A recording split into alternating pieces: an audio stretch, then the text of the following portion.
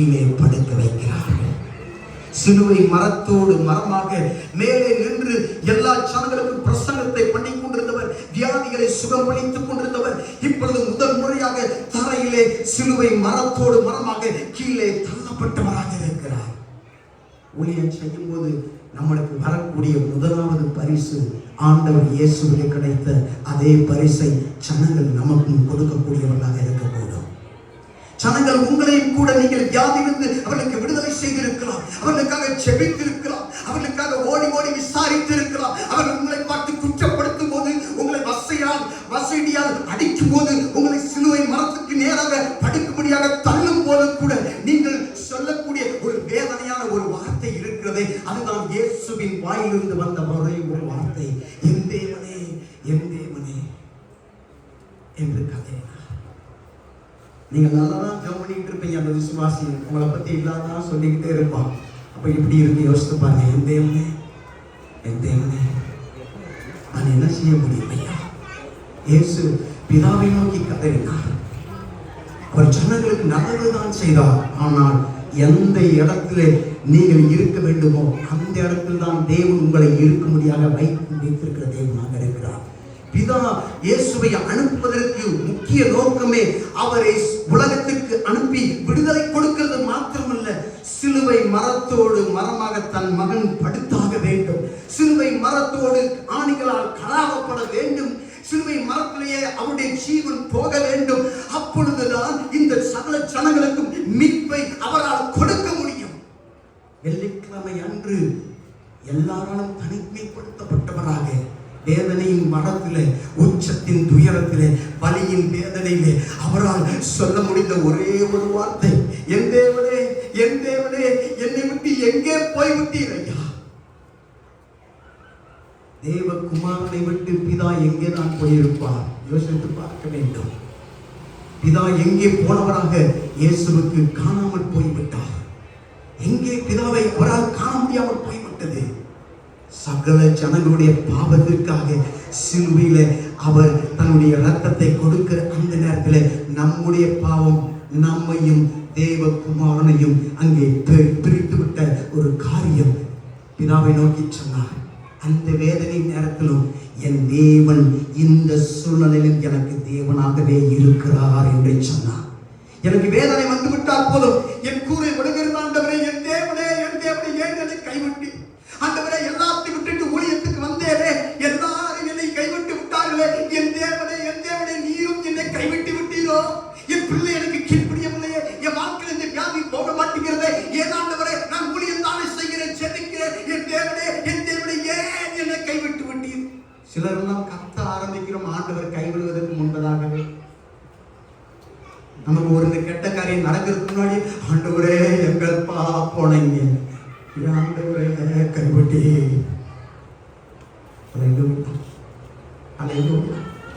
ஆனால் பிதாவை நோக்கி இயேசு சொன்ன ஒரு வார்த்தை, என்னை கைவிட்டீர். அந்த இடத்திலும் சிலுவை நேரத்திலும் மரண நேரத்திலும் என்னுடைய பிதா எனக்கு பிதாவாகவே இருக்கிறார் என்று சொன்னார். சிலுவையிலே ஒரு மனிதன் அங்கே காணப்படுகிறான் வலது புறத்திலே, இன்னொரு மனிதன் இடது புறத்திலே இருக்கிறான். இடது புறத்தில் இருக்கிறவன் பாவத்திலேயே மறிக்கிறான், வலது புறத்தில் இருக்கிறவன் பாவத்திலிருந்து மறித்து நித்தியத்துக்கு போகிறான். ஆனால் நடுவில் தொங்கி அவரோ பாவத்திற்காக மறித்த தேவனாக இருக்கிறார். அந்த தேவன் அவருடைய அன்புக்கு அளவே கிடையாது. இயேசு அவ்வளவு வேதனையான நேரத்திலும் அவர் நிதானமாக பிதாவை நோக்கி ஜெபிக்கக்கூடியவராக இருந்தார். யோபு அங்கே தன் சிநேகிதர்களை குறித்து சொல்லும் போது எலிப்பாஸ் என்கிற அவனுடைய 3 நண்பர்கள் வந்து ஆண்டவர் சொல்கிறார், நீங்கள் என்னுடைய குமாரனாகிய இந்த யோபுவை போல நீங்கள் நிதானமாய் பேசவில்லை என்று ஆண்டவர் இவர்களை பார்த்து சொன்னார். யோபு தன் சிநேகிதனுக்காக ஜெபித்தான் என்று சொல்லப்பட்டிருக்கிறது. வேதனையின் உச்சத்தின் மத்தியிலும் ஒரு தேவ பிள்ளை, தேவனும் நானும் அங்கே ஒன்றாக இருக்கிறோம் என்பதை எந்த தேவ மனுஷன் உணர்கிறானோ அவன் நிதானமாய் பேசக்கூடியவனாக இருக்கிறான். சிலுவை மரத்தோடு மரமாக கீழே புழுதியிலே தள்ளப்பட்ட சூழ்நிலை இருந்தால் இந்த இடத்திலும் என் தேவன் என்னோடு கூட இருக்கிறார் என்பதை அறிந்த மனிதனாக இருக்கிறார்.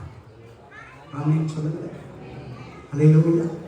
வலது புறத்துல ஒருத்தன், இடது புறத்துல ஒருத்தன். இடது புறத்துல இருக்குன்னு சொன்னா, எப்பா நீ தான் நல்லவனாச்சு, நீ தான் எல்லாரும் காப்பாற்றுவாயே, உன்னையும் நீ காப்பாற்று, என்னையும் காப்பாற்று என்று சொன்னான். நீங்க எவ்வளவுதான் நல்லது செஞ்சாலும் உங்களை சில பேர் அப்படியே குத்தி குத்தி பேசுறதுக்குன்னு சில பேர் இருப்பான் ஊழியர்கள். விசுவாசின்ற போர்வையில் இருக்கலாம், ஊழியக்காரன்ற போர்வையில் இருக்கலாம், தெரிஞ்சவன்ற போர்வையில் இருக்கலாம், தெரியாதவன்ற போர்வையில் இருக்கலாம்.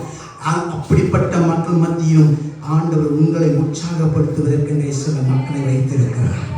வலது பக்கத்தில் இருக்கிற கள்ளன் சொன்னான், ஏண்டா டே நீ நானும் இந்த தண்டனையில் இதுக்கு மேலான தண்டனைக்கு நாம் பாத்திரவான்கள். இவரோ சிலுவையில் அறையப்பட்டிருக்கிற இவரோ நாம் செய்த இந்த பாவத்திலே ஒன்றை கூட செய்யவில்லை. இந்த தண்டனைக்கு இவர் தகுதியே கிடையாது. ஆனாலும் இந்த அறையப்பட்ட தனக்கு இணையான அந்த கல்வர்களுக்கு இணையான சூழலை இயேசு தொக்கப்பட்டவராய் இருந்த போதிலும் அவரை ஆண்டவரே என்று கூப்பிட்டார். ஆண்டவரே, ஓ உங்களுடைய பரதேசில நீ வரும்போது, உங்களுடைய ராஜ்யத்தில் வரும்போது இந்த அடியேனை நினைத்துக் கொள்ளும் என்று சொன்னார். தனக்கு இணையான தண்டனையில் இருக்கிற கைதியாக அவன் பார்வைக்கு தெரிந்திருந்த போதிலும் அவரை தேவனுடைய குமாரன் என்ற இருதயத்தில் விசுவாசித்தான். ஒரு சபைக்கு கூட போகல, ஞானஸ்தானம் எடுக்கல, காணிக்க போடல, ஆராதிக்கல, எதையுமே செய்யல. அந்த நைட்ல இம்மிடியேட்டா ஆண்டவரோடு பரதேசில சென்று விட்டார். ஆண்டவர் சொன்னார், இன்றைக்கு என்னோடு கூட பரதேசில் இருப்பார். அல்லேலூயா. உங்க ஊழியத்துல எத்தனையோ 2 வித கல்வர்கள் உங்க ஊழியத்தில் இருப்பார்கள். ரட்சிக்கப்படுகிறவர்கள் வலது புறத்தில் உங்களை என்கரேஜ் பண்ணிக்கிட்டே இருப்பாங்க. பாஸ்டர் எங்களுக்கு அன்னைக்கு எவ்வளவு செய்ததில்லை. ஒரு பக்கம் உங்களுக்கு கூலி பறிக்கிற வேலையை செஞ்சுக்கிட்டே இருப்பான். நீ தான் இப்படி இருக்கிய, ஏன் அப்படி இருக்க, அப்படி செய்யக்கூடாதா, இப்படி செய்யக்கூடாதா, அதை செய்யக்கூடாதா, இதை செய்யக்கூடாதா. நான் என் சமூக விசுவாசிகள் ஒரு சிலருக்கு இருக்கிறாங்க, அவங்களுக்கு தெரியும். நான் சொல்லுவேன், நான் அவங்க வீடுகளுக்கு வந்து ஜெபம் பண்றது ஆண்டவரை அனுமதிச்சாலே நான் வர மாட்டேன். ஒரு அமைச்சர் என்னை பக்கம் யாருமே வரவில்லை. என் தேவனே ஏன் என்னை ராமன் சொல்ல மாட்டேங்க. அல்லேலூயா. நல்லா தெரிஞ்சுக்கோங்க, எந்த ஒரு ஊழியக்காரனும் உங்களை எந்த ஒரு வியாதியிலிருந்து உங்களுக்கு பரிபூர்ணமான ரட்சிப்பை கொடுக்க முடியாது, விடுதலையை கொடுக்க முடியாது. ஒரு சபை உங்களை ரட்சிக்க முடியாது, ஒரு போதனை உங்களை ரட்சிக்க முடியாது. ஏனென்றால் சபை உங்களுக்காக ரத்தத்தை சிந்தவில்லை, போதனை உங்களுக்காக ரத்தத்தை சிந்தவில்லை. இயேசுவானவரே அவர் ரத்தத்தை சிந்தினவராக இருக்கிறார். I am not Jesus for my own people. என் மக்களுக்கு நான் இயேசு கிடையாது, என் சபை இயேசு கிடையாது. இயேசு மாத்திரமே இயேசுவாக இருக்கிறார். ஒரு அல்லேலூயா சொல்லுங்க. சமதலியா சொல்லுங்க. என் தேவனே ஏன் என்னை எங்கப்பா போயிட்டீங்க, என்னை விட்டு எங்க எவ்வளவு தூரம் போனீங்க. ஆண்டவர் கதறுகிறார். நீங்களும் கதறக்கூடிய சூழ்நிலை வருகிறது. ஒரு ஆமென் சொல்லுங்க. சமதலியா சொல்லுங்க. அல்லேலூயா. வலது பக்கத்துக்கு சொல்றான். இங்கே சிலுவைக்கு கீழே பார்த்தா ஒரு கூட்ட மக்கள் அவருடைய வஸ்திரத்துக்கு சீட்டு போட்டுக் கொண்டிருக்கிறார்கள். இன்னொரு புறம் மக்கள் அவரை கேலி பண்ணி கொண்டிருக்கிறார்கள். இன்னொரு கூட்ட மக்கள் அழுது கொண்டிருக்கிறார்கள். இன்னொரு கூட்ட மக்கள் இவன் என்னதான் நடக்கும் என்று பார்த்து கொண்டிருக்கிறார்கள். அங்கே கூட்டமான ஜனங்கள் இருக்கிறார்கள். ஆனால் எவராலும் ஒன்றும் ஆண்டவர் இயேசுவுக்கு உதவி செய்ய முடியவில்லை. அந்த சமயத்துல எல்லாரையும் பார்த்து கொண்டிருந்த ஆண்டவர் இயேசு தன்னுடைய புத்தியிலே நிதானம் உள்ளவராக, என் தேவனே ஏன் என்னை கைவிட்டு வெள்ளிக்கிழமை மாலை கதறினார். ஒரு அல்லேலூயா. உங்களுக்கான சிலுவையை ஆண்டவர் வெள்ளிக்கிழமை மாலையிலே உங்களுக்காக வைத்திருக்கிறார். உங்க ஊழியத்தின் வெள்ளிக்கிழமை நாளிலே நீங்கள் ஒருவேளை கதறிக்கொண்டிருக்கிற ஒரு நபராக நீங்கள் இங்கே உட்கார்ந்து இருக்கலாம். என் ஆண்டவர் சொல்லுகிறார், இந்த நாள் வேண்டுமானால் நீ கதறக்கூடிய நாளாக இருக்கலாம். ஆனால் வெகு சீக்கிரமாகவே உனக்குரிய ஞாயிறு வரப்போகிறது. அந்த ஞாயிற்றுக்கிழமையில உனக்குரியதான வல்லமை உன் கையில இருக்க போகிறது. உனக்குரிய அதிகாரம் உன் கையில இருக்க போகிறது. உனக்குரிய அதிகாரத்தை உன் கையில நீ பெற வேண்டுமானால் நீ முதலாவது புழுதியிலே சிலுவையிலே படுத்தாக வேண்டிய நபராக இருக்கிறாய். சிலுவை இல்லாமல் உயிர்த்தெழுதலே கிடையாது, மரிக்காமல் உயிர்த்தெழுதலே கிடையாது. லாசருவே வெளியே வா என்று சொன்னார். அவன் சாகாமல் இருந்தால் இயேசு அவனை உயிரோடு எழுப்ப வேண்டிய அவசியமே இல்லை. செத்தவனுக்கு தான் உயிர்த்தெழுதல் அவசியமானதாக இருக்கிறது. ஆண்டவரே, நான் செத்து போய் கிடக்கிறேன், பாவத்தில் மரித்து போயிருக்கிறேன் என்று யார் கதறுகிறார்கள் அவர்களை தான் ஆண்டவர் பெயர் சொல்லி அழைக்கிற தேவனாக இருக்கிறார். அல்லேலூயா. நம்முடைய ஊழியங்களில் கிராமங்களில் போகும்போது அநேகர் செத்து போன நிலைமையில இருக்கிறாங்க. நிறைய கிறிஸ்தவ விசுவாசிகள் மறுத்த நிலைமையில இருக்கிறாங்க. அவர்களுக்கும் ஆண்டவருக்கு எந்த கனெக்ஷன் இருக்காது. ஆனால் பார்த்தா சொல்லுவாங்க, எல்லா பாஸ்டர் பேரையும் சொல்லிடுவாங்க. நீங்க பைபிள் படிச்சுக்கலாம், கேட்டு பாருங்க. எங்கேயான இடம் இருக்கு, சாப்பிட்றதுக்கு நேரம் இருக்கு, தூங்குறதுக்கு நேரம் இருக்கு, செல்போன் நோண்ட இருக்கு, வீட்டுக்காரர் கவனிக்க நேரம் இருக்கு, எல்லாத்துக்கும் ஆட்டுக்குட்டிக்கு கூட என் நேரத்தை கொடுக்க நேரம் இருக்கு. என் ஆண்டவருக்கு கொடுக்க நேரமே. நீங்க சில ஊழியர்கள் கூட அப்படித்தான் இருக்கிறாங்க, சில ஊழியக்காரமா கூட அப்படித்தான் இருக்கிறாங்க. அல்லேலூயா. என்னைக்குமே நம்முடைய ஆத்மாவுக்கு நம்ம சாப்பாடு போட்டு பழக வேண்டும். ஒரு அமைச்சர் இந்த வாரம் நான் சொன்னேன், யாப்பேசுடைய ஜெபத்தை குறித்து நாங்கள் தியானித்துக் கொண்டு வருகிறோம். இந்த 2 வாரங்களாக உங்க மேல ஆண்டவர் என்ன வச்சிருக்கிறாரோ அதைத்தான் நீங்க மற்றவங்களுக்கு கொடுக்க முடியும். அதைத்தான் மற்றவங்க உங்ககிட்ட இருக்கிறத பார்க்க முடியும். எஸ்ஆர்ட்ல என்ன இருக்குன்றத நான் வச்சிருக்கிறத வச்சுதான் நீங்க பார்க்க முடியும். எஸ்ஆர்ட்ல ஒண்ணுமே இல்லைன்னா மற்றவங்களால் பார்க்க முடியாது. உங்க வாக்குல தேவன் என்ன வச்சிருக்கிறாரோ அதைத்தான் மக்கள் பார்த்து உங்களிடையே வரக்கூடியவர்களாக இருக்கிறார்கள். உங்களிடம் இல்லாததை உங்களால் காண்பிக்க முடியாது, உங்களிடம் இருக்கிறதை உங்களால் மறைக்க முடியாது. தேவனாகிய கர்த்தர் உங்களுக்குள்ளாக வைத்திருக்கிற வல்லமை எந்த ஒரு மனுஷனாலும் தடுத்து நிறுத்த முடியாது. அல்லேலூயா. அந்த வல்லமை தான் ஜனங்களை உங்க பக்கம் அப்படியே கவர்ந்து இழுக்கக்கூடியதாக இருக்கிறது. ஆண்டவருடைய பிரசனம் நமக்குள்ளாக இருக்கும்போது அதுதான் ஜனங்களை கவரக்கூடியதாக இருக்கிறது. என் தேவனே, என் தேவனே, ஏன் என்னை கைவிட்டு? இயேசுவானவர் சிலுவையிலே மரித்தார், அவர் அடக்கம் பண்ணப்பட்டார். வெள்ளிக்கிழமை துடிதுடித்துக் கொண்டிருந்தார், ஞாயிற்றுக்கிழமையோ அவர் சர்வ வல்லவராக உயிர் தெழுந்த தேவனாக இருக்கிறார். அவர் சொன்னார், மரித்தேன், சதா காலம் உயிரோடு இருக்கிறேன், வானத்திலும் கீழே பூமியிலும் சகல அதிகாரம் என் கையிலே கொடுக்கப்பட்டிருக்கிறது என்று சொன்னார். ஆனால் நீங்கள் போய் எல்லா ஜாதிகளுக்கும் சுவிசேஷத்தை அறிவித்து பிதா குமாரன் பரிசுத்த ஆவியினாலே அவருக்கு ஞானஸ்நானம் கொடுத்து அவர்களை சீஷராக்குங்கள் என்று சொன்னார். அந்த அதிகாரத்தை தனக்குத்தானே வைக்கவில்லை.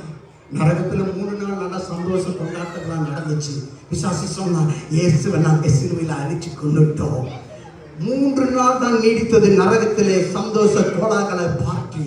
3 நாள் அந்த பிசாசும் அவனுடைய எல்லாம் கக்கரித்து அங்க பூவிலே இயேசுடைய சரீரம் அங்கே அடக்கம் பண்ண பார்த்து இனி எல்லாம் முடிந்து விட்டது என்று இயேசு சொல்லிவிட்டார். ஆதலால் இனி ஒன்றும் நடக்காது, நம்முடைய அதிகாரம் தான் நம்முடைய கையில் இருக்கிறது என்று சாத்தானும் அவருடைய எல்லாரும் சந்தோஷப்பட்டு கொண்டிருந்த வேளையில 3ஆம் நாளிலே இயேசுவானவர் உயிரோடு இருந்த போது அவர் முதலாவது எங்கே சொன்னார் என்றால், ஆண்டவர் பிதாவை நோக்கி சொன்னார், இதோ உலகத்தில் எல்லாருடைய பாவங்களுக்கான இரத்தத்தை நான் கொண்டு வந்திருக்கிறேன், இதை ஏறெடுத்துக் கொள்ளுங்கள் என்று சொன்னார். ஆபிரகாம் அவரை பார்த்தான், தாவீது அவரை பார்த்தார், எல்லா பரிசுத்தவான்களும் அவர்களை பார்க்கும்போது இயேசுவானவர் வருகிறதை பிதா பார்த்து, என் செல்லகுமாரனை என் ஜனங்களுடைய பாவங்களுக்காக விலைக்கரைத்து உன் கையிலிருந்து நான் வாங்கிக் கொள்கிறேன் என்று அவர் வாங்கிக் கொண்டு அவர் சொன்னார், இதோ பரலோகத்தின் திறவுகளை உனக்கு கொடுக்கிறேன் என்று சொன்னார். அந்த திறவுகளை எடுத்து சென்ற ஆண்டவர் நரகத்துக்கு நேராக போய் மரித்த எல்லா அந்த பரிசுத்தவான்களுக்கு பிரசங்கம் பண்ணி பிசாசின் எல்லா சிறகுகளையும் உடைத்து அந்த நரகத்தின் திறவுகளையும் எடுத்து கொண்டு வந்தவராக பூ உலகத்துக்கு நேராக இறங்கி வந்தார். பூ உலகத்திலே வந்து அவர் சொன்னார், வானத்திலே பரலோகத்திலும் அங்கே நரகத்தின் சாவியும் என் கையில் இருக்கிறது, வானத்திலேயும் கீழே பூமியிலேயும் சகல அதிகாரத்தின் என்னிடம் இருக்கிறது, என்னுடைய அதிகாரத்தை உங்களுக்கு கொடுக்கிறேன், ஆதலால் நீங்கள் அதிகாரத்தை எடுத்து எல்லா ஜனங்களுக்கும் விடுதலை கொடுங்கள் என்று சொன்னார். அந்த அதிகாரம் உங்க கையில கொடுக்கப்பட்டிருக்கு ஐயா. உங்க கையில எவ்வளவு அதிகாரம் ஆண்டவர் கொடுத்திருக்கிறார் என்பதை நீங்க உண்மையிலே அறிந்திருப்பீங்கன்னா நீங்க சும்மா இருக்க மாட்டீங்க. ஒவ்வொரு நாளும் போய் மக்களை விடுதலை செய்யக்கூடியவர்களாக இருப்பீங்க. அருமையான பேச போகிற காத்தியமா ஒரு கதையை சொல்லுவார்கள். அந்த கதையில உங்க வீட்டுல ஒரு சின்ன பாட்டில கொஞ்சம் மருந்து இருக்குன்னு வச்சுக்கோங்க, ஒரு வியாதிக்கான மருந்து. அந்த மருந்து எல்லா வியாதியும் சுகமாக்கும். உங்க பக்கத்து வீட்டுக்காரர் ஒரு வியாதியில பிடிக்கிறாரு, அந்த மருந்தை செல்ஃபிலே வச்சுக்கிட்டு இருப்பீங்களா? அந்த இல்லைன்னா அந்த மருந்தை கொண்டு போய் அவங்களுக்கு கொடுத்து விடுதலை கொடுப்பீங்களா? சொல்லுகிறேன், அந்த வியாதிக்கான மருந்து தான் ஆண்டவருடைய சுவிசேஷத்தில் ஆண்டவர் உங்க கையில என் கொடுத்திருக்கிறார். அந்த உயிர் தெழுந்த ஆண்டவர் அவருடைய அதிகாரத்தை உங்க கையில என் கொடுத்திருக்கிறார். கொடுத்திருக்கிறார். எப்படி கொடுத்திருக்கிறார், எதற்காக கொடுத்திருக்கிறார் என்றால், என் தேவனே என் தேவனே ஏன் என்னை கைவிட்டு விட்டீர் என்று கதறுவதற்காக அல்ல, இயேசுவின் நாமத்தினால் எழுந்து நட என்று சொல்வதற்காக. ஒரு ஆமென் சொல்லுங்க, சமாதானம் சொல்லுங்க. இந்த நாள்ல இருந்து உங்க ஊழியம் வேற மாதிரி மாறணும்னா ஆண்டவர்கிட்ட கேளுங்க. ஆண்டவரே, நான் இனிமேல் என் தேவனே கதற மாட்டேன், நீர் என்னோடு கூட இருக்கிறவன் என்று சொல்லுவேன் என்று சொல்ல வேண்டும். சகல நாட்களின் உலகத்தின் கடைசி பரிந்து நான் உன்னோடு கூட இருப்பேன் என்று சொல்லி இருக்கிறவர். இம்மானுவேல் என்றால் தேவன் நம்மோடு கூட இருக்கிறார் என்றார். ஒரு அல்லையா சொல்லுங்களேன்.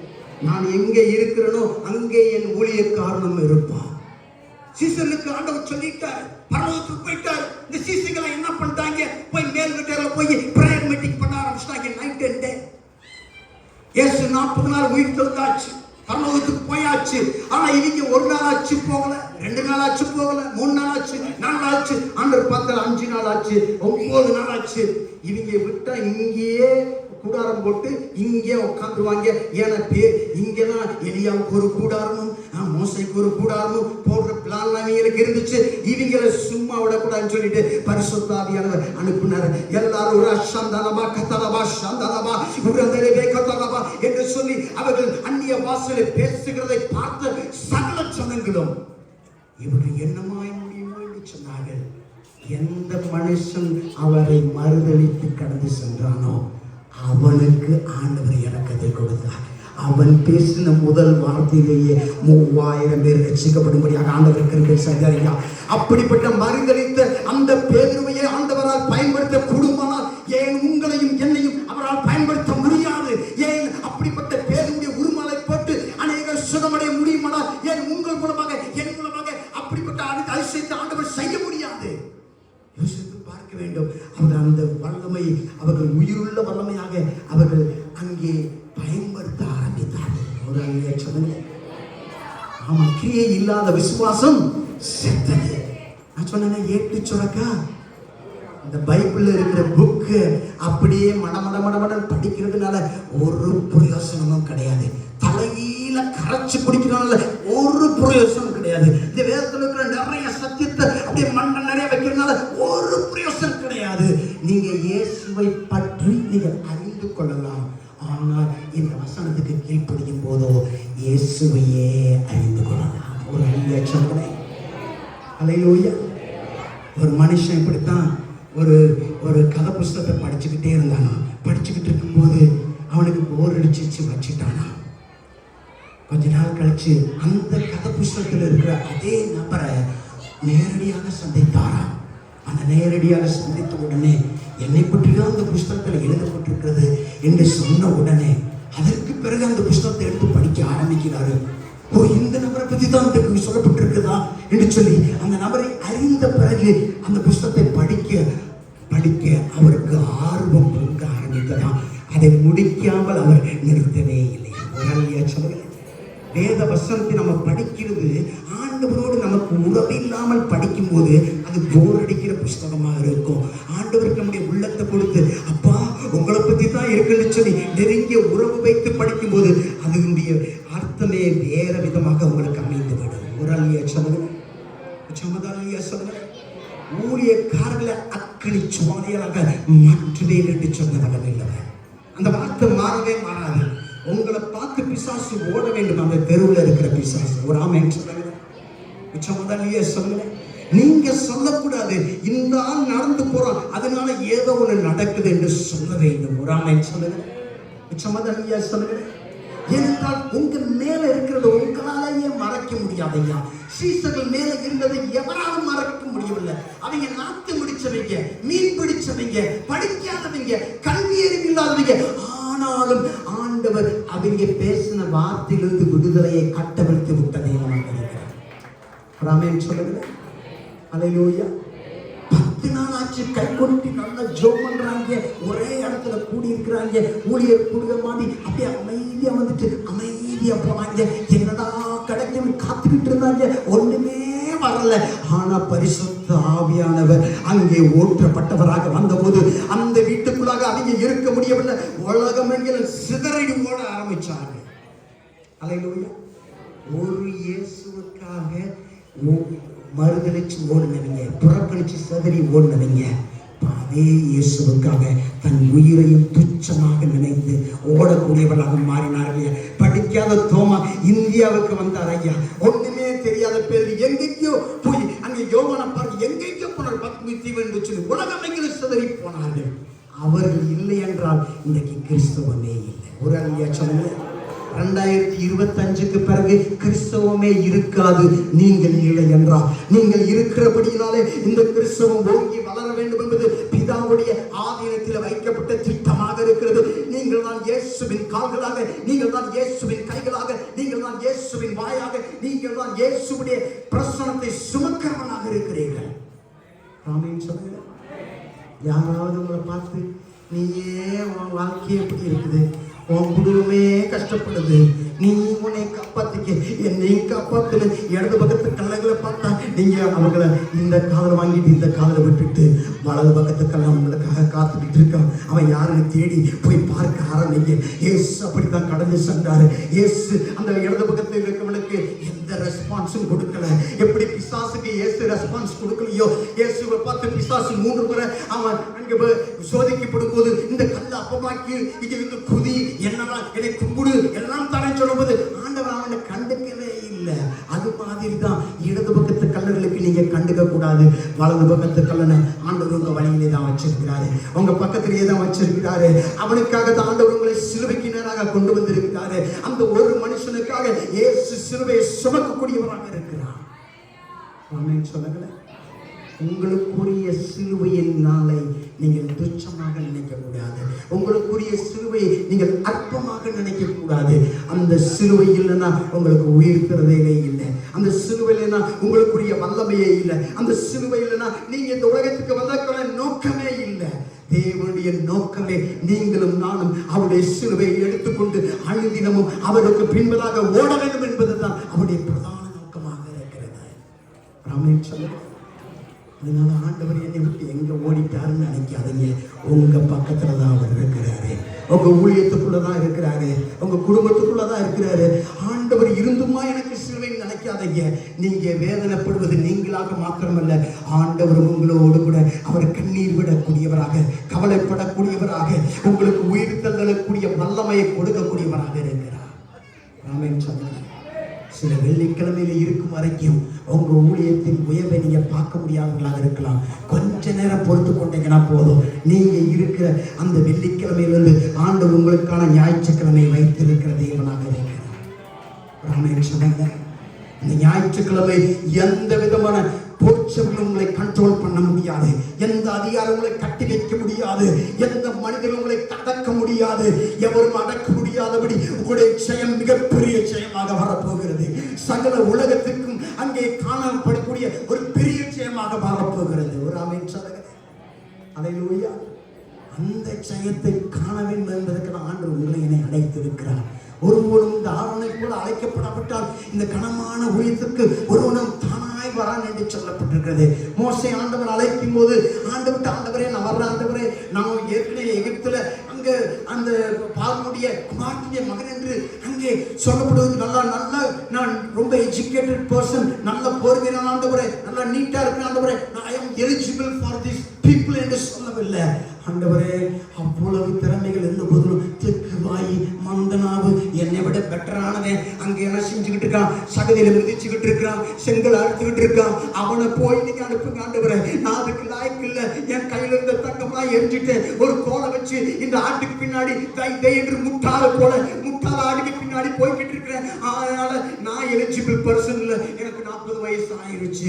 இப்ப 2வது 40 வயசு முடிச்சு 80 வயசுக்கு அவன் ஆயிட்டு என் வாழ்க்கை முடிய போகுது.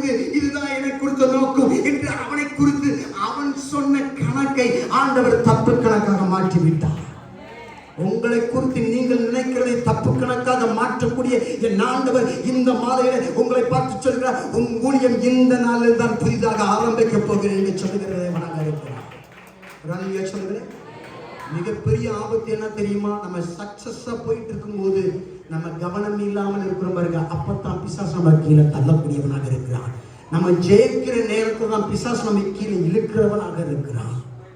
ராமன் சொல்லுங்க. நம்ம நல்லா செஞ்சிட்டோம், 10 ஊர்ல போய் ஆரம்பிச்சிட்டோம், 3 பிரான்ச் 4 பிரான்ச் ஆரம்பிச்சிடும். அந்த இடத்துல தான் பிசாசு உங்களை கீழே இழுக்கக்கூடியவனாக இருக்கிறான். ஒரு ஆமென் சொல்லுங்க. ஆவிக்குரிய மனுஷன் எப்பயுமே திருப்தியாக இருந்ததே கூடாது. சாகும் வரைக்கும் ஏதோ புதிய நாளிலே, இந்த நாளிலே ஒரு புதிய ஆசீர்வாதத்தை எனக்காக வைத்திருக்கிறார். அந்த ஆசீர்வாதத்தை நான் பெற்றுக்கொள்ள வேண்டும் என்று நான் ஓடக்கூடியவனாக இருக்க வேண்டும். கடந்த சில வாரங்களுக்கு முன்னால நான் யாபேசு குறித்து சொல்வது அதான் சொன்னேன். ஒரு தேவ மனுஷன் இப்படித்தான் இறந்து பரலோகத்துக்கு போனானாம். பரலோகத்துக்கு போகும்போது தேவதூதன் அவனை எல்லா ரூம்ஸையும் அப்படியே திறந்து காமிச்சுக்கிட்டு இருக்கிறான். ஒரு குறிப்பிட்ட பங்களா மாதிரி இருக்குது, அதை மட்டும் காமிக்கல. உடனே அவன் சொல்றான், இந்த ரூமை காமிங்க.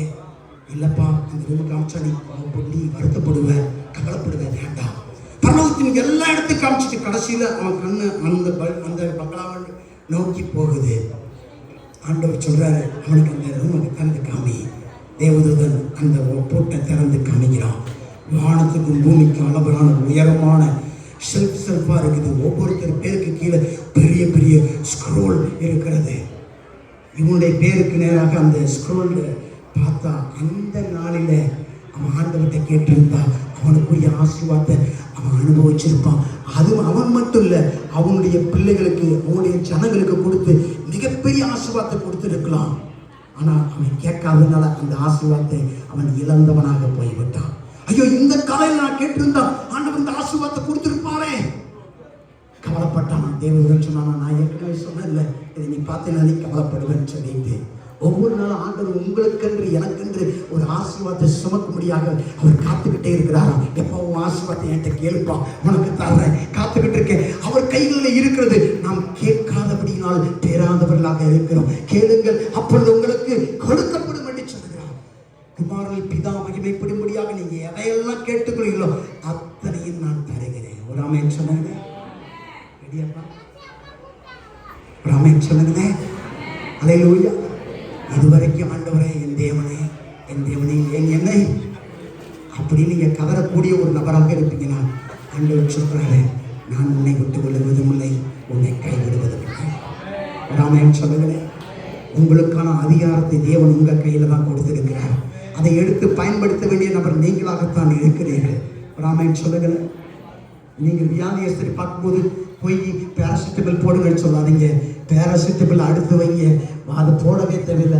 இப்பயே ஆண்டவர் சுகம் கொடுப்பான் என்று அவர்கள் மேலே கைகளை வைத்து ஜெபிக்கும் போது பரலோகத்தின் வல்லமை அவர்களை தொட்டு விடுதலை செய்யக்கூடியதாக இருக்கிறது. ஆமென் சொல்லுங்களேன். அல்லேலூயா. கடந்த வாரத்தில் இப்படித்தான் ஒரு முதியோர் கூட்டத்தில் போய் நான் பிரசங்கம் பண்ணும்படியாக நான் போயிருந்தேன். அந்த ஊரெல்லாம் செய்வனையில் இருக்கிறது. அந்த கரெக்டாக சொன்னார், ஒரு அம்மாவுக்கு உங்களுக்கு ஒரு பிரச்சனை இருக்கிறது என்று சொல்லி ஜெபம் பண்ண அந்த ஆவி அப்படியே மூட்டுகிறது. சொல்லுங்க, சுமதல்லையா சொல்லுங்க. நல்லா கவனிங்க. ஆண்டவர் அந்த ஆவிக்குரிய பகுத்தறிவை உங்களுக்கு கொடுக்கிறவராக இருக்கிறார். தேவனுடைய பிரசனம் உங்களுக்குள்ளாக இருக்கும்போது தேவன் உங்களை சரியான நேரத்தில், சரியான இடத்துல, சரியான நபருக்கு நேராக உங்களை வழிநடத்தக்கூடியவராக இருக்கிறார். நீங்கள் உதவி செய்ய முடியாத நபரண்டை ஒருபோதும் தேவன் உங்களை வழிநடத்தவே மாட்டார். நீங்கள் எவருக்கு உதவ கூடுமோ அப்படிப்பட்ட நபர்களுக்கு நேராகத்தான் ஆண்டவர் உங்களை வழிநடத்தக்கூடியவராக இருக்கிறார். ஒரு ஆமென் சொல்லுங்க. அல்லேலூயா. இயேசு வலது பக்கத்து கல்லனுக்காக சிலுவைக்கு சென்றவர். ஏன் நாம் அப்படிப்பட்ட ஒருவருக்காக நம்முடைய வாழ்க்கையை ஒப்புக் கொடுக்க கூடாது? உங்க ஊழியத்தை ஏன் ஒப்புக் கொடுக்க கூடாது? நீங்க நினைக்கலாம், என் சிறுவர் ஊழியத்துல 4 சின்ன பிள்ளைங்க தானே வர்றாங்க, 5 சின்ன பிள்ளைங்க தானே வர்றாங்க, 4 பாட்டி தானே வர்றாங்க. என்னை பத்தி நிறைய பேர் சொல்லுவான், இந்த சர்ச்சில் கிழவிகளா போறாங்க, ஒரு கட்டத்தில் சொன்னா குமரிகளா போறாங்க, ஒரு கட்டத்தில் சொன்னா அங்கே சின்ன பிள்ளைகளா போகுது. டே முட்டப்பையிலே அந்த சின்ன பிள்ளைகளுக்குள்ளாக ஆத்மா இருக்கிறது என்று சொன்னேன். ஒரு அல்லையா சொல்லுங்களே, சமதல்லையா சொல்லுங்களே. ஆண்டவர் உங்க மேல வச்சிருக்கிற அபிஷேகம் சின்ன குழந்தைகள் கூட உங்க மேல ஈஸியா அட்ராக்ட் ஆயிடுவாங்க. கிழவிகள் கூட ஈஸியா அட்ராக்ட் ஆயிடுவாங்க. கிழவியை ஈஸியா வந்துட மாட்டாங்க, அங்க சின்ன பிள்ளைங்க ஈஸியா வந்துட மாட்டாங்க. ஆண்டவருடைய வல்லமை அவர்களை உங்கள் பக்கம் ஈர்த்தாலும் இல்லையா? ஒரு அல்லையா சொல்லுங்களே, சமதல்லையா சொல்லுங்களே. அவன் தேவனாகிய கர்த்தருக்குள்ளாக ஆண்டவர் உங்களை எதற்காக இந்த உலகத்துக்கு அனுப்பினான்றது அந்த பெரிய படத்தை நீங்கள் அறிந்து விட்டா போதும். உங்களை சுற்றிலும் உங்களுக்கு விரோதமாக அல்லது உங்களுக்கு சாதகமாக என்ன நடக்கிறத நீங்க கண்டுக்கவே மாட்டீங்க. ஒரு கட்டத்துல இயேசு வண்டி சீசர்கள் சொல்றாங்க, ஆண்டவரே இந்த இந்த கிரீடத்தை வைத்துக் கொள்ளுங்க. யூதாஸ் வந்து சொல்றான். அப்ப ஆண்டவர் சொல்றாரு, இதை நம்மப்பா நான் அப்படி ஏத்துக்கிறேன் அப்படின்னு சொல்லல. ஆனா இன்னொரு கட்டத்துல அங்க கழுதையை கொண்டு வர்றாங்க, ஏறி உட்கார வைக்கிறாங்க, அங்க குருத்தோலைகளை போடுறாங்க, அங்க எல்லாத்தையும் வெறிப்புகளை வெறிக்கிறாங்க. அங்க அவர் சொல்றாரு, இந்த பிள்ளைகளை கூப்பிடலாம், இந்த கல்லுகளே கூப்பிடும் என்று சொன்னார். ஒரு அல்லையா சொல்லுகிறேன், சமதல்லியா சொல்லுகிறேன்.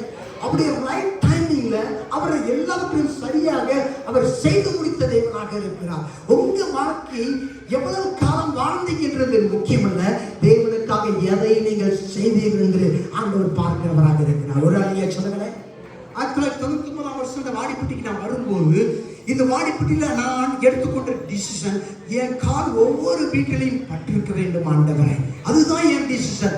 இந்த ஒவ்வொரு கால்நடையும் சிறுவர்களுக்கு நான் ஆண்டவரை பற்றி சொல்ல வேண்டும். அநேக ஊழியர்கள் என்னை வந்து பார்க்க முடியாத விரும்புவார்கள். ஆனா என்னை எங்க வீட்டிலையும் பார்க்க முடியாது, ஊழியர் கூட்டத்திலையும் பார்க்க முடியாது, கிராமங்களையும் கூட பார்க்க முடியாது. ஏன்னா இப்பதான் அவர் போனாருன்னு சொல்லுவாங்க. ஆனா இப்படியாக என்னுடைய ஊழியர்கள் ஓடிக்கொண்டே இருந்தது. ஒரு அல்லையா சொல்லுங்களேன், சமதானியா சொல்லுங்களேன். இயேசுதான் நமக்கு மாடலாக இருக்கிறார். ஒரு மிகப்பெரிய ஊழியக்காரரிடம் இன்னொரு வல்லமையான ஊழியக்காரர் போய் கேட்டார், ஐயா, நீங்க இந்த முழு கிறிஸ்தவ உலகத்துக்கும் ஒருவேளை நீங்க உங்களுக்கு ஆண்டவர் புதிய வாக்கை கொடுத்து உங்களை இப்பதான் புதுசா ஒரு 20 வயசு கொடுத்தாருன்னா நீங்க என்ன காரியத்தை செய்வீங்க அப்படின்னு சொல்லி கேட்டாங்களாம். அப்ப அந்த ஊழியக்காரர் சொன்னாரு, நான் எந்த வேதாம கல்லூரிக்கு போக மாட்டேன், நான் எந்த ஒரு காரியத்தையும் செய்ய மாட்டேன், நான் தினந்தோறும் முட்டி போட்டு ஜெபம் பண்ணி கர்த்தருடைய வார்த்தையை நேசித்து படித்து இதில் இருக்கிறத பிரசங்கம் பண்ண வேற எதையும் செய்ய மாட்டேன் என்று சொன்னாராம். ஒரு அல்லையா சொல்லுங்களேன். வேற எதற்கு நேரத்தை செலவிட மாட்டேன் என்று சொன்னாராம். அப்படி என்றால் வேதாம கல்லூரி முக்கியம் இல்லையா?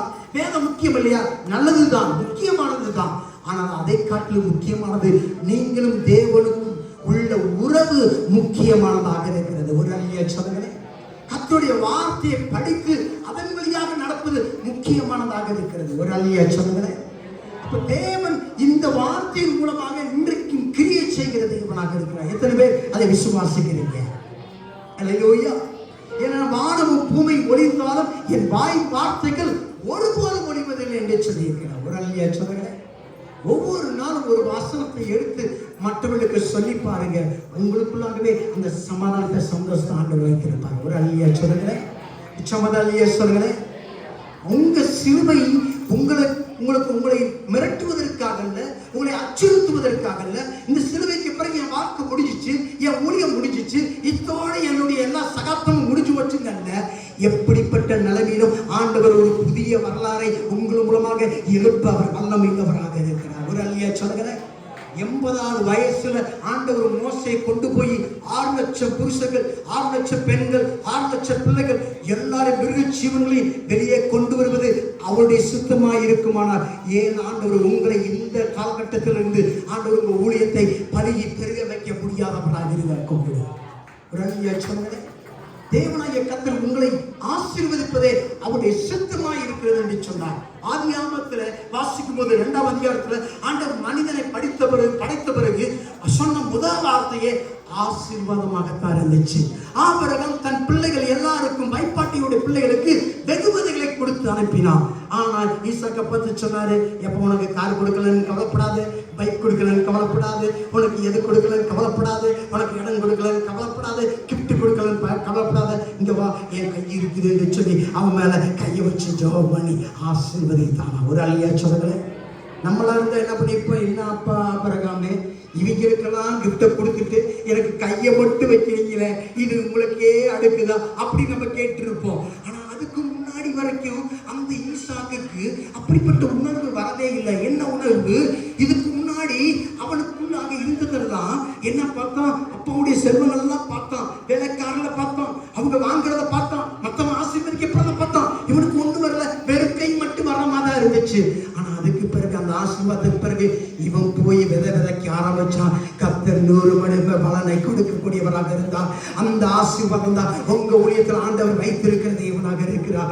அந்த பிள்ளையம் சொன்னான், ஓ இந்த ஜனங்களை ஆசீர்வதிப்பதே தேவனுக்கு பிரியமாய் இருக்கிறது, அவர்களை என்னால் சபிக்க முடியாது என்று சொல்லி அவன் சொன்னான். உங்களுக்கு விரோதமாக யார் என்னென்ன காரியத்தை செய்கிறார்களோ அவர்கள் தங்களுடைய நேரத்தை வீணடித்துக் கொண்டிருக்கிறார்கள். ஏனென்றால் நீங்கள் கர்த்தரால் ஆசீர்வதிக்கப்பட்ட ஜனங்களாக இருக்கிறீர்கள். சொல்லுங்களேன். உங்களை ஆண்டவர் ஆசீர்வதிக்கும் போது யார் உங்களுக்கு விரோதமா என்ன செஞ்சாலும் அவன் தான் அவன் டயத்தை வேஸ்ட் பண்ணிக்கிட்டு இருக்கிறான். ஒரு அல்லையா சொல்லுங்களேன், சமதாலியா சொல்லுங்களேன். அப்ப அந்த ஆண்டவருடைய கரம் உங்க மேல படணுமே. அதை தான் யாபேஸ் சொன்னா, அப்பா ஆண்டவரே நீரே என்னை ஆசீர்வதியும் ஆண்டவரே, உங்க கையை எங்க மேல வைங்க ஆண்டவரே. ஒரு அல்லையா சொல்லுங்களேன், சுமதல்லையா சொல்லுங்களேன். பிதா அங்கே இயேசுவை எந்த நேரம் பார்த்துக்கிட்டு இருந்தாரு, எந்த நேரம் கர்த்தருடைய கரத்தை காண்கிறவராக இருந்தார். அவருடைய கைகளிலேயே தன்னுடைய ஜீவனை ஒப்பு கொடுத்தாரு. பிதாவே என்னுடைய ஜீவனை என் நாவியை உன் கைகளிலே ஒப்புவிக்கிறேன் என்று சொன்னார். ஒரு ஆமென் சொல்லுங்களேன். கர்த்தருடைய கரத்தை நம்முடைய ஊழியத்திலே நாம் பார்க்க முடியுமானால் அது மிகப்பெரிய காரியங்களை செய்துவிடக்கூடியதாக இருக்கிறது. அப்படி எல்லாரும் கரங்களை உயர்த்தி, ஆண்டவரே இந்த நாள் இருந்து ஆண்டவரே நீர் என்னோடு கூட தான் இருக்கிறேன், என் சிலுவையிலே தான் இருக்கிறேன், என் வெள்ளிக்கிழமை அன்று மாத்திரமல்ல என் ஞாயிற்றுக்கிழமை வரையும் என்னோடு கூட தான் இருக்கிறேன், எனக்கு சகல வல்லமை கொடுத்திருக்கிறேன், ஆதலால் நானும் நீரும் ஒன்றாகத்தான் இருக்கிறோம். நீர் ஆண்டவரே என்னிடம் இல்லை என்பதற்காக என்னிடம் இல்லாமலே இல்லை ஆண்டவரே, நான் உண்மை பார்க்கவில்லை என்பதற்காக ஆண்டவரே நீர் என்னிடம் இல்லை என்று அர்த்தமுள்ள ஆண்டவரே, நான் அநேக காரியங்களிலே நான் மூழ்கி போய் தனிமையிலே, ஓ என் தேவனே என் தேவனே ஏன் என்னை கைவிட்டு என் தலைவலியை என்னிருந்து விலக்கி போடும், என்னுடைய கால்களிலிருந்து விடுதலையை தாரும் ஆண்டவரே, எனக்கு இந்த பணத்தேவை தாரும் ஆண்டவரே, யாருமே கொடுக்க நாதியில்லை என்று சொல்லி எவரும் இல்லாத தனிமையில நீங்கள் கதறுகிறதை என் ஆண்டவர் பார்க்கிறார். உங்களைத்தான் ஆண்டவர் சொல்லுகிறார், உன்னுடைய வெள்ளிக்கிழமை கடந்து போகிறது, உன்னுடைய ஞாயிற்றுக்கிழமை சீக்கிரம் உனக்கு நிறைய வந்திருக்கிறது, நீ மிகப்பெரிய அதிசயத்தை காண்பாய் என்று சொல்லுகிறது. அந்த ஞாயிற்றுக்கிழமைக்கு நேராக ஆண்டவர் உங்களை வழி நடத்தக்கூடியவராக இருக்கிறார். சகல வல்லமையோடு கூட எவரும் உங்களை மறைக்க முடியாது. நீங்களே மறைந்திருந்தாலும் நீங்கள் மறைந்திருக்க மாட்டீர்கள். காரணம் நீங்கள் மலையின் மேல் இருக்கிற பட்டணமாக என் ஆண்டவர் உங்களை இந்த நிமிஷத்தில் உயர்த்துகிற வல்லமையுள்ளவராக இருக்கிறார். நான் உன்னை விட்டு விடுவதும் இல்லை, உன்னை கைவிடுவதும் இல்லை. ஸ்திரியானவித கர்ப்பத்தின் பாலகனை மறப்பாளோ, அவளே மறந்து விட்டாலும் நான் உன்னை ஒருபோதும் மறக்க மாட்டேன். அவர் உங்க ஊழியத்துல அவர் உங்க கரத்தை பிடித்து வழி நடத்துவேன் என்று சொல்லுகிற வல்லமையுள்ள தேவனாக இருக்கிறார். கர்த்தருடைய கரத்தை இந்த நாளிலிருந்து உங்க ஊழியத்தில் வித்தியாசமாக பார்க்க விரும்புகிறீர்களா? ஆண்டவர் பார்த்து சொல்லுங்க, ஆண்டவரே எப்படி இயேசுவானவர் அவருடைய ஆவியை பிதாவின் கையில ஒப்பு கொடுத்தாலும் அதே போல சொல்லுங்க, ஆண்டவரே என்னையே உடைய கையில ஒப்பு கொடுக்கிறேன் ஆண்டவரே, என் சபையை உடைய கரத்துல ஒப்பு கொடுக்கிறேன், என் விசுவாசிகளை உடைய கரத்துல ஒப்பு கொடுக்கிறேன், என் ஜீவனை உடைய கரத்துல ஒப்பு கொடுக்கிறேன், என் ஆயுள் காலத்தை உடைய கரத்துல ஒப்பு கொடுக்கிறேன் ராஜா. ஹல்லேலூயா ஹல்லேலூயா ஹல்லேலூயா. நமக்கு நன்றி ஆண்டவரே.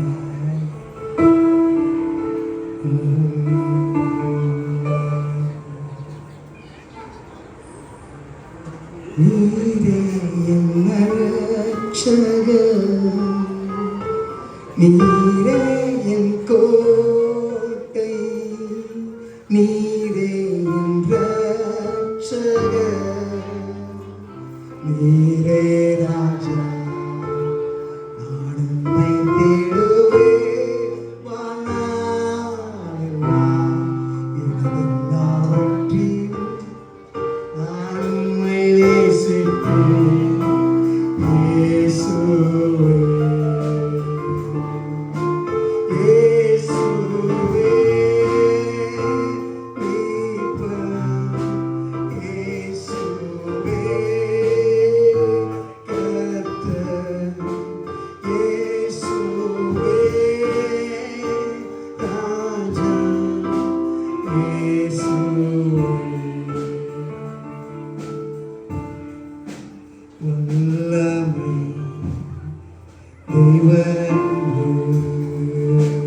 இன்னும் தாரும்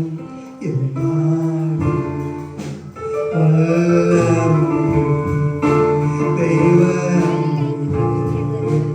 இன்னும் தாரும்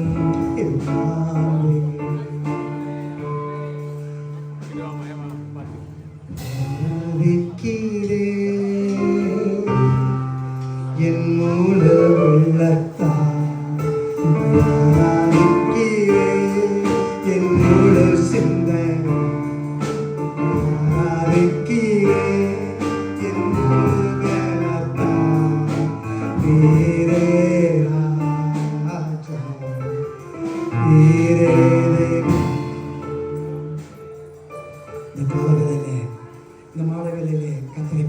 ஆண்டவரே, இந்த வேத பாடங்களை நீங்கள் படைத்ததின் மூலமாக ஆண்டவரே எங்கள் வாழ்க்கையில் ஒரு புதிய ஊழியத்தை எங்களுக்கு தாரும் ஆண்டவரே.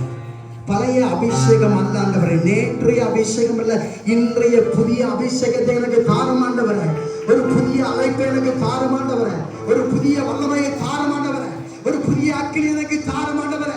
ஒரு புதிய ஜெப வாழ்க்கையை தாரும் ஆண்டவரே. ஒரு புதிய உங்களோடு உள்ள உறவை என்னை ஆண்டவரே புதியதாக எனக்கு தாரும் ஆண்டவரே. ஹல்லேலூயா, ஹல்லேலூயா.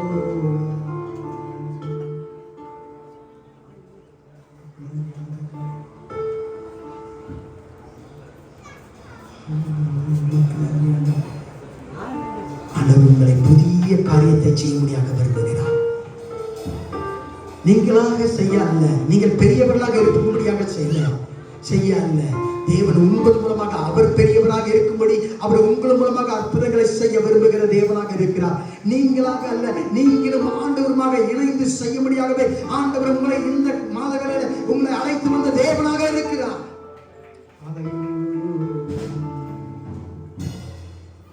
எப்படிப்பா உனக்கு நன்றி சொல்லுவேன், சொன்ன வார்த்தையே இல்லை. நீங்க போதும் என் வாழ்க்கை முழுவதும் வேற ஆசையே இல்லை. எப்படிப்பா உனக்கு நன்றி சொல்லுவேன், சொன்ன வார்த்தையே இல்லை. நீங்க போதும் என் வாழ்க்கை முழுவதும் வேற ஆசையே இல்லை.